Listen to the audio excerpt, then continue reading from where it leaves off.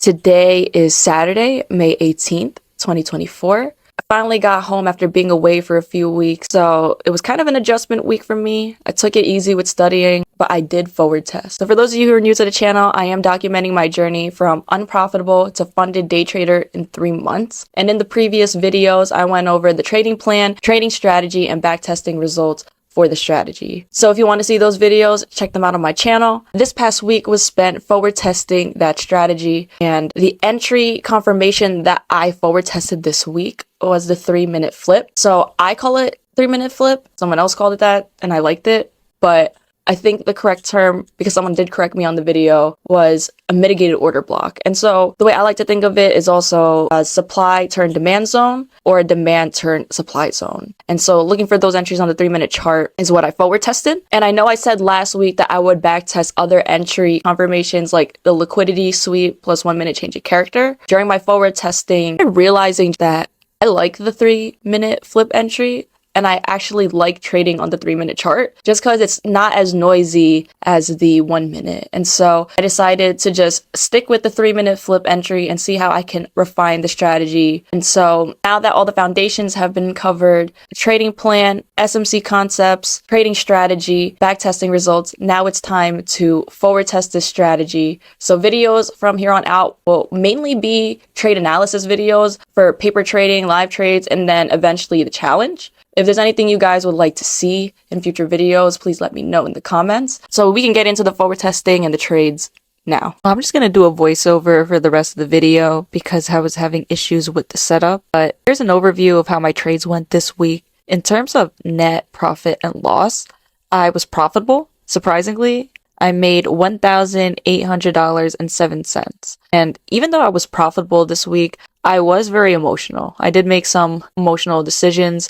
which I'll get into when I talk about each individual trade. But yeah, I definitely want to work on being less emotional next week. It's definitely an area of improvement for me. I'm going to start looking into more trading psychology books just because emotions are just a lot of the battle. I just wanted to share the account history with you guys. So this is the bottom of the account history page. And I started getting into trading in the fall of 2021. And it looks like I placed my first paper trade in September of 2021.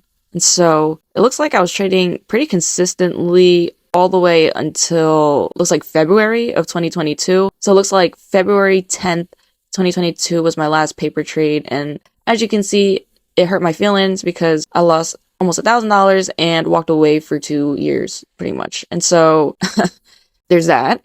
But yeah, you can see here, just like looking at the numbers, like just a lot of red and a lot of inconsistency. Like I was not following a specific plan. Honestly, I was watching YouTube videos and backtesting strategies and trying to trade them instead of like really trying to focus on one and really mastering it. So I started looking into crypto again because I heard we were in a crypto bull run this year. So you see, I started placing some trades here and there in March. And then I stumbled across Lewis Kelly's YouTube channel and I watched a couple of videos and I placed these 3 trades, which ended up winning back to back to back. And I was like, you know what? Maybe I gave up too early on trading. Let me just try this again, record the journey so that other people can learn from my mistakes and they can follow along with me and use the same trading plans and strategies that I'm using. But yeah, this is pretty much the account history. I could get into talking about the individual trade. To start, I wanted to see what the higher time frame bias was, so I looked at the 1-day chart for Eurodollar and saw that we were bearish. And you can see here with the highs and lows marked in blue, we have a change of character to the downside. We have a 1-day break of structure showing that price is bearish. And then it put in recently a lower high, reacted at a 1-day supply zone, and is making its way possibly down towards lower demand zones to break the 1-day low. So that's something I want to keep in mind. But then I drop to the 4-hour chart. Near the top left, you can see the previous daily high that we marked. And on the 4-hour chart, we can see that the trend is overall bearish. Currently though, price on the 4-hour is bullish, pulling back to higher supply zones after putting in a new lower low on the 4-hour. So we could see that price put in a new lower low, and so it is pulling back to higher time frame zones to possibly go lower. So it's going to pull back to higher supply zones and then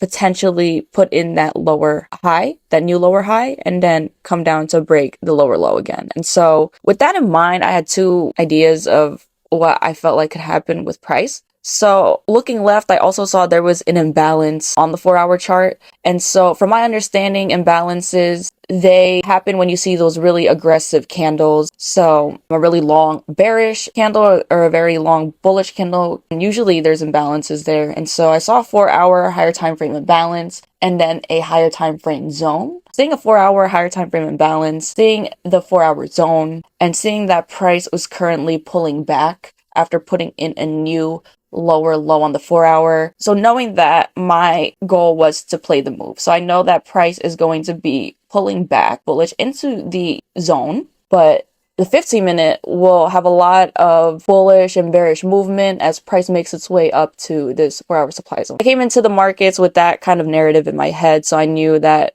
I would be looking to catch moves into this higher time frame zone. And I marked out zones on the 4-hour just so I'm aware of areas where price can potentially react. And then so dropping to the 15-minute, I marked out some initial zones that price could react from, but these zones changed throughout the week just based on how price was moving. So I just put an example here. Just as part of the strategy, I would be looking at the 15-minute chart and using market structure and the session highs and lows to determine what direction price is going to move and to look for entries. And so yeah, that's pretty much the bias that I had. And now I can go into each individual trade. So this is the first trade that I took. And honestly, I had no business taking this trade. Like, it was not even part of my strategy or my trading plan. Somewhere along the lines, I convinced myself that I was going to forward test different strategies while I was forward testing the one I'm currently on. And just long story short, I was doing too much and I was trying to test a 15-minute flip with an SMT divergence. And I'm not saying that's a bad combination, but it's just so random. Like, where did that come from? Anyway, so I got humbled really quickly. I lost, as you can see here. So that showed me that I just need to stick with the original strategy that I shared with everyone and refine it. So yeah, just focus on one thing is what this trade taught me. Also, this trade was like at 4 a.m. What, like, that is not part of the window, like, at all. So yeah, I had no business and this was a loss that was taken unnecessarily. Here's the second trade that I took. I marked this in orange because this was a miss entry. I wasn't at the charts. I think I had stepped away and I missed this entry, which would have won, but I did try to catch the continuation. And so I was bullish, like I said, because I felt like price could come to that higher time frame supply zone. So I was trying to catch the bullish move up to that zone. Since I missed this entry, I tried to catch the other one. So then I dropped down to the 3-minute chart and saw that it broke past this 3-minute supply zone, and then I saw this zone as the flip entry and set a limit order here, but I also set one further down too. So I ended up setting 2 buy limit orders just because I felt like both zones could possibly work here, and I ended up closing the position early because it outside of my trading time, and I don't know 100% what I want to do when trades like that happen. Like, it was filled in my trading window, but I didn't know how long I would have to manage it for, and I was already away from the computer. So I felt like it would just be better for me to close it out. And if I never closed it out, price would have hit my take profit for both of these trades, but I didn't really want to be stressed with managing it stuff, so I just closed it. So this is the next trade that I took. The idea behind this trade was I was still bullish because price still had not touched the 4-hour supply zone. Coming into the trading session, I saw that there was a London high that could be targeted. And also being bullish, I was looking for an entry, and I saw that the news was going to be released at 8:30 that morning. And so I used the Baby Pips news page to see what the news was, and it would tell me very helpful information like the forecast and the actuals. So I started looking at the forecast for the upcoming news, and honestly, these numbers look a little different, but from what I remember, forecast was lower than the previous period. And so I made an assumption that, okay, this is bad news for the USA, which is, again, an assumption. Like, I have no idea what these reports mean, and that's definitely something I need to look into and I want to, but I was just kind of like looking at it, saw a lot of numbers that looked lower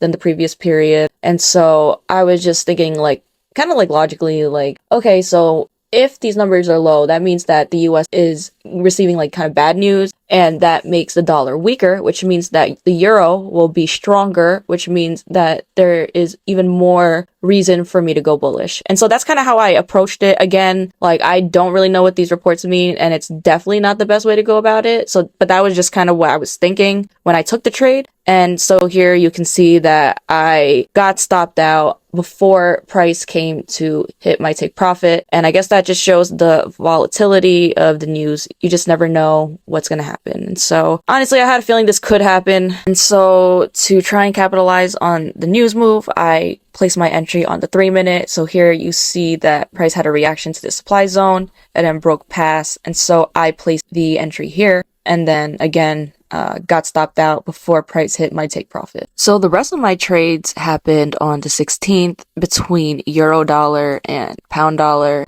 As you can see, I was very emotional during these trades. One break-even trade, one I closed out early, one that I took a loss in, another that I closed out early. So getting into the idea behind the trade, price had finally come up to the 4-hour supply zone and reacted. It caused a 15-minute change of character, showing that price was most likely going to pull back to lower demand zones. So I marked out the demand zones on the chart. So the yellow ones are 15-minute demand zones, and then the blue ones are higher time frame demand zones. With that, I was also bearish because the overall trends on the 4-hour and 1-day are bearish. And so because it was reacting at a higher time frame zone, I also knew it was possible that price could put in a lower high here, like a new lower high, or it could break past this supply zone and put it new lower high a little further up.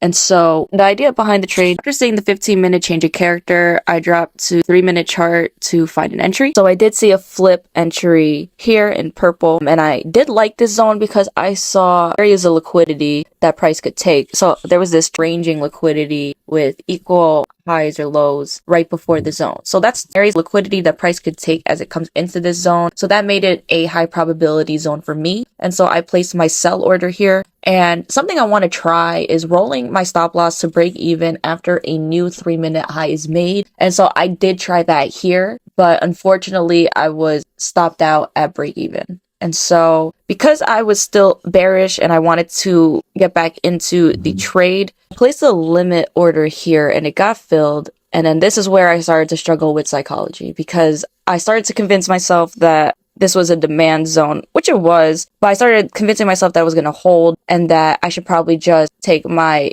profits now because price may stop me out. All that to say, pretty much long story short, I was getting really emotional. I ended up closing out of my position. Then I started feeling bad. And then I was like, oh my gosh, like, why did I close it? So then I tried to get another entry, which I remember hearing that the more structure is broken, like the more higher highs and higher lows or vice versa, the more likely there is a reversal. So I guess trying to catch like a third continuation, it definitely lowers the chances that this trade will be successful. And so I did try to catch it to make up for my emotional decisions and then ended up getting stopped out. I was like, this is no time to get upset. I gotta try one last time to see if I could catch one last entry. And so I did mark out this zone because I was seeing two areas of liquidity, the trendline liquidity here and the equal highs and lows here, like the ranging price action. So because there was two areas of liquidity for price to take, I definitely felt like this was a high probability zone for me. So I placed my sell limit order here and it ended up getting filled.